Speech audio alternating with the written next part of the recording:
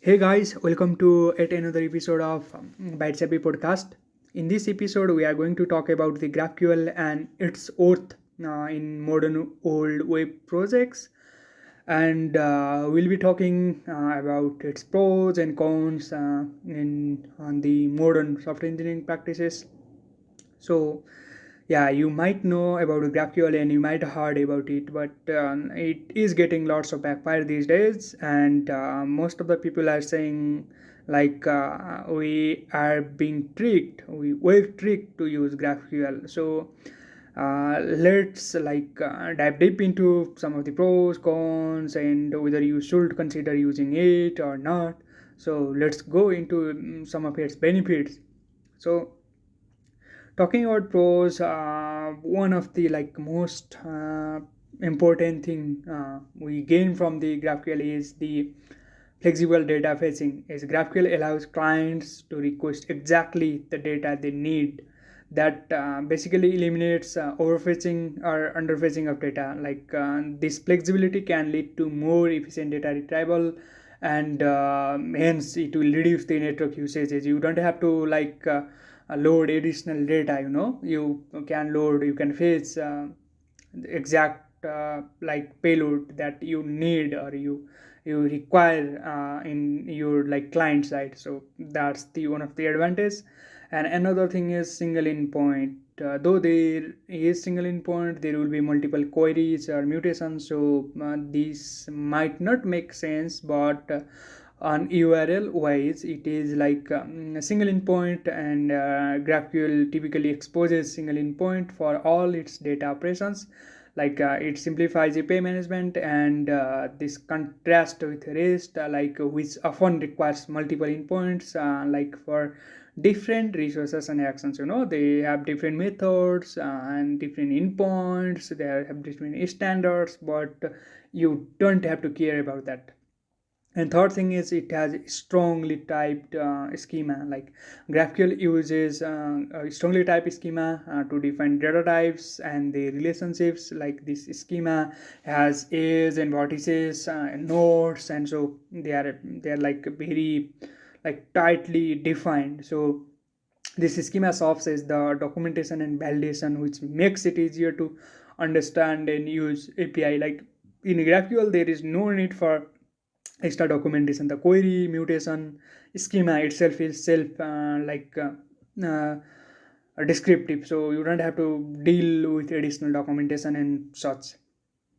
And another thing is real-time data. For example, you may need like real-time sort of data, like events related data, live data. In such cases, GraphQL has subscription that provides real-time data updates, making well suited for applications with live or collaborative features.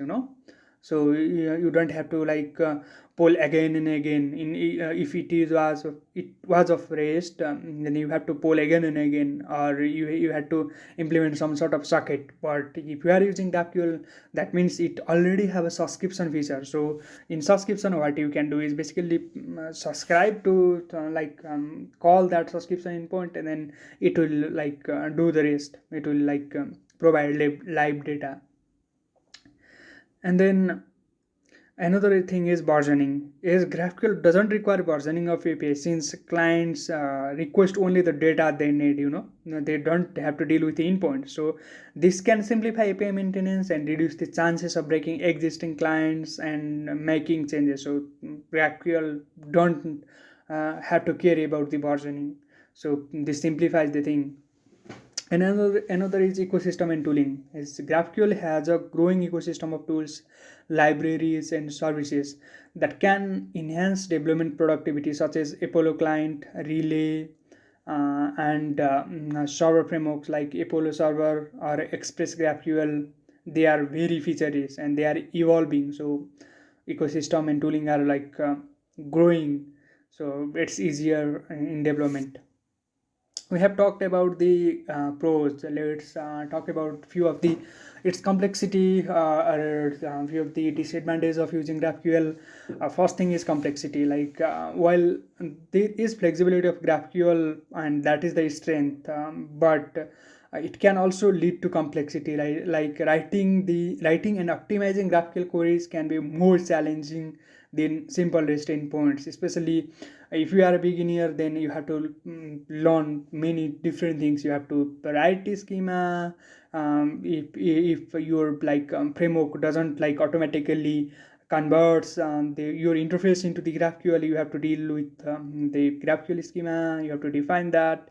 You have to make mutations, queries, and pagination. They are totally different from the rest. So it is complex, at least for beginners. And then another thing is learning curve.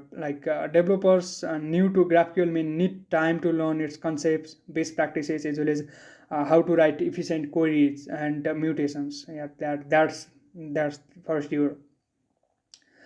And next thing is caching. Is in case of REST API, the caching was straightforward, but caching in GraphQL, responses can be more complex than in REST responses due to the dynamic nature of GraphQL queries. You might need to use client-side caching libraries in order to handle this effectively.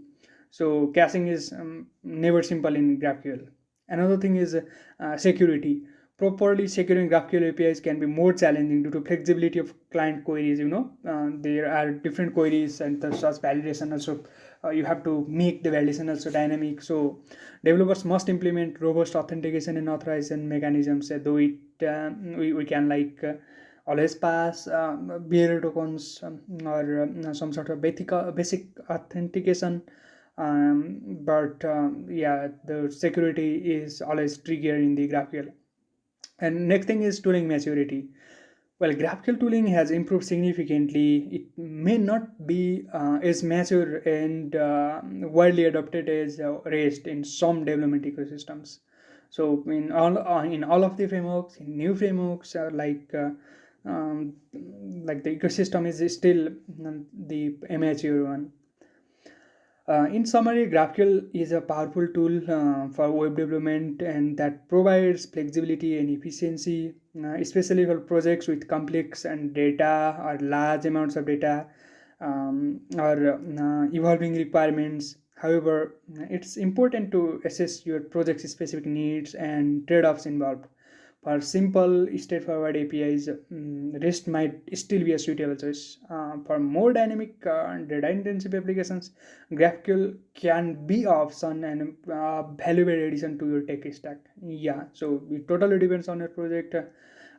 Please be mindful of the things, and please mindful of the requirements while designing the APIs or while implementing the GraphQL. So there is a trade-off, there is a benefit, there are complexities as always, and yeah, learning curve is quite different than REST, and the standard and practices are quite different. So uh, you have to be you have to care those things.